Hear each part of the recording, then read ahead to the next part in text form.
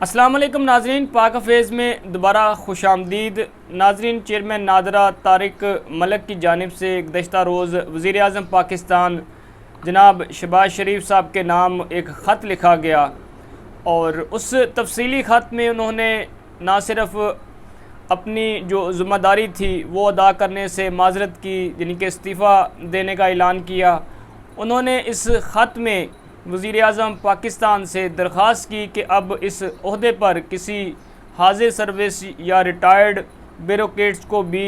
तैनात ना किया जाए। और तारिक मलिक साहब के हवाले से नाज़रीन अगर बात की जाए तो इन्होंने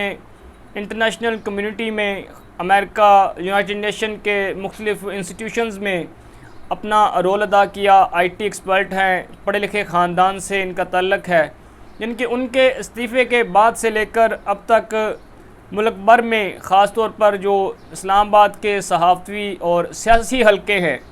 उनकी जानिब से काफ़ी चहमगोइयाँ, क्यासराइयाँ, बल्कि इल्ज़ाम तराशी का सिलसिला अब तक जारी है। कुछ लोग साबिक़ आर्मी चीफ़ जनरल रिटायर्ड कमर जवेद बाजवा के डाटा लीक्स के मामले पर इनको लिंक करने की कोशिश कर रहे हैं, चूँकि इतलात के मुताबिक वफाकी हुकूमत की जानिब से उनके पाकिस्तान छोड़ने पर भी पाबंदी आयद कर दी गई है। लेकिन ये तमाम तर क्यासराइयाँ जो इस वक्त चल रही हैं, तो सोचा क्यों ना आज की वीडियो में आपके सामने कुछ हक़ाइक़ जो हैं वो सामने रखे जाएं, ताकि आप नाजरीन इस जो ये इम्पोर्टेड हुकूमत है, इनका जो तर्ज़ हुक्मरानी है, माजी में भी इन्होंने तारिक मलिक साहब के साथ जब वो चेयरमैन नादरा थे इस तरह का रवैया जो है वो रवा रखा। इसलिए ये तमाम तर जो अब सूरत हाल नादरा चेयरमैन के हवाले से डेवलप हो रही है, इसको समझने के लिए, आपकी आसानी के लिए मैं आपको 2013 में लेकर जाऊंगा। तब मैंने एक स्टोरी की थी जब चेयरमैन नादरा को संगीन नताइज की धमकियाँ दी गई थी। चेयरमैन, जिसका इंट्रो ये था कि चेयरमैन नादरा को ओहदा ना छोड़ने पर संगीन नताइज की धमकियाँ मिलना शुरू हो गई। इनके घर के एड्रेस पर एक ख़त भेजा गया जिसमें इनको ओहदा छोड़ने पर संगीन नताइज की धमकियाँ दी गई। इसकी अगर तफसीलात में जाएँ तो नाजरीन, चूँकि आप नाजरीन के सामने हक़ाइक़ रखना, चूँकि आजकल बयानिए की जंग भी है, जो जिस तरह हमारे यहाँ गुमराही फैलाने का सिलसिला सरेआम जारी है, कोई किसी को पूछने वाला नहीं, मनपसंद बयानिए के लिए लोग इल्ज़ाम तराशियाँ करते हैं। बहरहाल तो नाजरीन, ये जो 6 दिसंबर 2013 को रोज़नामा पाकिस्तान में स्टोरी शाया हुई, अच्छा, पैगामात और कॉल्स जिनका सिलसिला गुज़श्ता 3 माह से जारी है के बाद आज सुबह उनके घर के एड्रेस पर एक ख़त भेजा गया। ये जो स्टोरी मैंने फ़ाइल की थी वो आपके सामने रख रहा हूँ, जिसमें इनको ओहदा ना छोड़ने पर संगीन नताइज की धमकियाँ दी गई। ख़त के बारे में ज़राए ने पाकिस्तान के इस्तफ़सार पर मज़ीद बताया कि ख़त इस्लामाबाद के अहम तजारती मरकज़ F8 में वाक़या पोस्ट ऑफिस से इनके घर के एड्रेस पर नामालूम शख्स की तरफ से पोस्ट किया गया था, जिसके बारे में चेयरमैन नादरा ने नेशनल क्राइसिस मैनेजमेंट सेल को तहरीरी तौर पर आगाह कर दिया। ज़राए का मज़ीद कहना था, इस हवाले से नादरा हेडक्वार्टर में अहम इजलास बुलाया गया, जिसमें चेयरमैन ने साथी अफसरान से इस हवाले से मशावरत के साथ साथ बहुत से अहम फैसले किए, जिसमें दीगर अफसरान की तरफ से चेयरमैन को हर हाल में मुकम्मल साथ देने और अदारे की मजबूती और सियासी मदाखलत को रोकने के हवाले से चेयरमैन का साथ देने की यकीन दहानी करवाई। जिसके बाद चेयरमैन ने इस हवाले से हर किस्म का प्रेशर और मसाइल का सामना करते हुए किसी भी कीमत में ओहदा ना छोड़ने का हतमी फ़ैसला कर लिया। चेयरमैन नादरा को मिलने वाली हालिया धमकी में फ़ोन कॉल, पैगामात और ख़त पर बात करने और मौक़िफ़ जानने के लिए जब डायरेक्टर PR सेक्शन नाज शुएब, जो कि उस वक़्त नादरा के PR सेक्शन को देख रहे थे, नाज शुएब से बात की, इनका कहना था कि चेयरमैन साहब इंटरनल मीटिंग में मसरूफ़ हैं और चूँकि मामला अदालत में होने की वजह से किसी किस्म की बात नहीं कर सकते। जिसके बाद इनके वकील एडवोकेट बाबर सत्तार से रब्ता किया गया। पाकिस्तान से बात करते हुए इनका कहना था कि धमकी अमेज़ ख़त और पैगामात मौसूल हुए हैं। जिसके बारे में वजारत दाखिला को तहरीरी तौर पर आगाह करने के साथ साथ फाजिल अदालत में दायर की गई पटिशन के साथ भी मुंसलिक कर दिया गया है। चूँकि जो नादरा है हमारे यहाँ वो वजारत दाखिला के जो मतहत एक अदारा है जिनके मिनिस्ट्री ऑफ इंटीरियर इसको डील करती है, तो वो इस धमकियों के हवाले से उनके वकील जो बाबर सत्तार हैं उस वक़्त 2013 में उन्होंने कहा जी कि हमने वजारत दाखिला को आगाह कर दिया है, और जो अदालत में एक पटिशन उनकी जानिब से दायर की गई थी तो उस पटिशन के साथ भी इन तमाम दस्तावेज़ात को जो है वो लिंक किया गया। अच्छा, वाज़ह रहे ज़राए और मीडिया रिपोर्ट्स के मुताबिक इलेक्शन ट्रिब्यूनल की तरफ से नादरा को अंगूठों के निशानात की तस्दीक के लिए हल्का N118 के नताइज की तस्दीक के हवाले से चेयरमैन नादरा को हुकूमत की तरफ से शदीद दबाव का सामना है। यानी कि उस वक़्त 2013 में चूँकि इलेक्शन हो चुके थे, नवाज शरीफ साहब तीसरी दफ़ा वज़ीर आज़म मुंतखब हो चुके थे, लेकिन जो साबिक़ वज़ीर आज़म इमरान ख़ान की जानिब से धांधली के हवाले से मुख्तलिफ़ जो हलकों में अंगूठों के निशानात की तस्दीक के लिए जो केस फाइल किया गया था, ख़ास तौर पर इस खबर में जो उस वक़्त N118 हल्का था नेशनल असम्बली का, उस हवाले से चेयरमैन जो नादरा है तारिक मलिक के ऊपर शदीद दबाव था। बहरहाल नाज़रीन, नताइज की तस्दीक के हवाले से चेयरमैन नादरा को हुकूमत की तरफ से शदीद दबाव का सामना है। इस सिलसिले में मेरिट पर फैसला किए जाने पर मुस्लिम लीग नून के MNA मलक रियाज के साथ साथ दो अहम शख्सियात यानी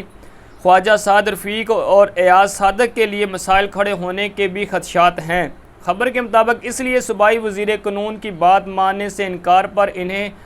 गैर आइनी तरीके से मंसूबे के तहत बरतरफ करके इनकी जगह लाहौर से तल्लक रखने वाले जो उस वक़्त इनको जब तब्दील किया गया ब्रिगेडियर रिटायर्ड जाहिद हसन को चेयरमैन नादरा तैनात कर दिया था, जिसको इस्लामाबाद हाई कोर्ट के जस्टिस नूरुल हक कुरैशी के हुक्म पर हटा दिया गया और मलक तारक ने फाजिल अदालत के हुक्म पर बतौर चेयरमैन नादरा ओहदे का चार्ज संभाल लिया।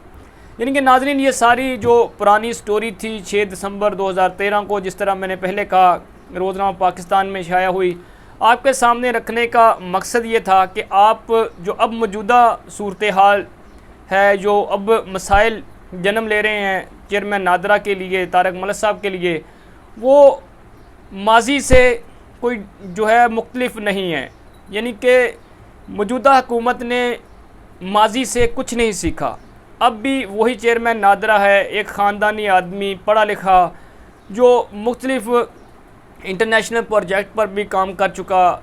IT एक्सपर्ट है, डेटाबेस के मामले पर जो है उनका कोई सानी नहीं है। अब ऐसे नौजवानों को, ऐसे काबिल अफराद को के साथ ऐसा रवैया रखना जिसका मकसद ये है कि इस मुल्क में अब किसी जो काबिल शख्स की कोई ज़रूरत नहीं है। यहाँ पर ये जो चंद पॉलिटिशियन हैं, इन्होंने इस मुल्क को मासी बेड़ा बना रखा है और काबिल शख्स जो है वो इस सिस्टम में इनके लिए काबिल कबूल नहीं है। अब जो सारी सूरत हाल डेवलप हुई है, मालूमात के मुताबिक नाज़रीन, तारिक मलिक साहब को प्राइम मिनिस्टर ऑफ पाकिस्तान जनाब शहबाज शरीफ और जो वज़ीर दाखिला हैं राना सनाउल्लाह की जानिब से ये कहा गया, कुछ जैली शनाख्ती कार्ड बनाने का टास्क दिया गया, कुछ ओवरसीज़ पाकिस्तानियों का जो डाटा था उस तक रसाई मांगी गई, लेकिन उन्होंने हुकूमत के हर गैर आइनी, गैर अखलाकी काम को मानने से इनकार कर दिया। और ये वोटर लिस्टें थी, ख़ास तौर पर जो आइंदा आने वाले इलेक्शन हैं, इस इलेक्शन में भी ज़राए का ये कहना है कि तारिक मलिक साहब को कहा गया कि आप हमारे साथ तावन करें, लेकिन जब उन्होंने इनकार कर दिया तो बाद में जब इंटरनल मुस्लिम लीग ने तहकीकात शुरू की तो मालूम हुआ कि ये चेयरमैन नादरा तो वही हैं जो माजी में भी अंगूठों के निशानात के मामले पर मुस्लिम लीग नून को इनकार कर चुके हैं। लेकिन नाज़रीन, यहाँ पर यह बात भी काबिल ज़िक्र है कि तारिक मलिक साहब एक काबिल शख्स हैं। उनकी शख्सियत के हवाले से देखा जाए तो वो इसलिए भी नून लीग की बात मानने के लिए तैयार नहीं है कि उनका किसी सियासी जमात के साथ कोई तल्लक है। हालांकि उनका किसी सियासी जमात से कोई तल्लक नहीं है। उन्होंने जो अपने ख़त में लिखा कि इस तरह के जो सियासी माहौल है इसमें मेरे लिए काम करना नहायत ही मुश्किल है, तो हुकूमत की जानिब से रवायती अंदाज में उनको दोबारा टारगेट किया गया।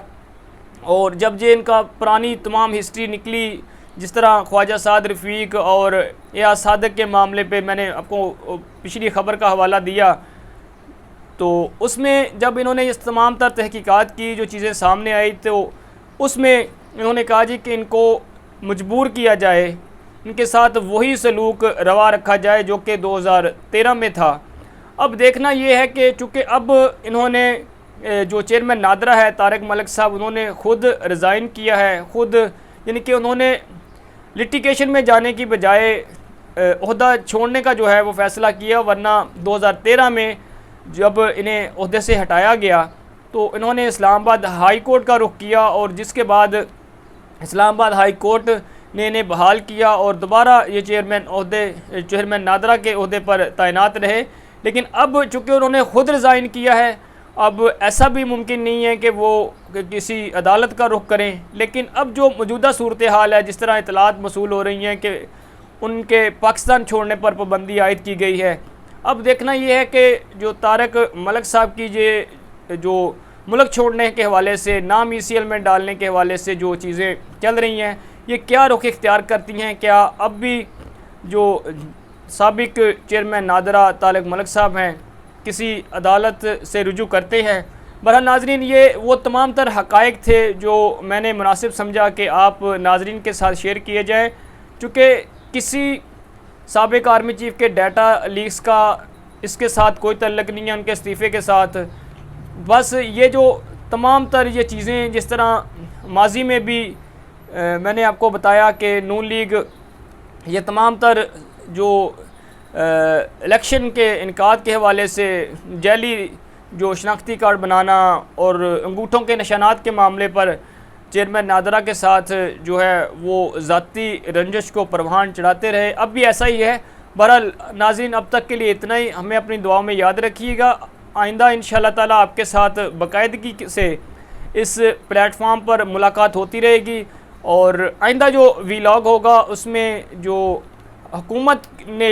आखिरी जो इनको डेडलाइन दी गई थी, इन्होंने जून 2023 के बजट तक के लिए मोहलत मांगी थी, वो मोहलत अब ख़त्म हो चुकी है। अब निगरान वज़ीर आज़म के लिए भी कुछ लोगों ने लॉबिंग शुरू की है। इससे मुतल्लिक़ अपने आइंदा वीलॉग में आपके साथ चंद मालूमात शेयर करेंगे। हमें अपनी दुआ में याद रखिएगा। पाकिस्तान जिंदाबाद।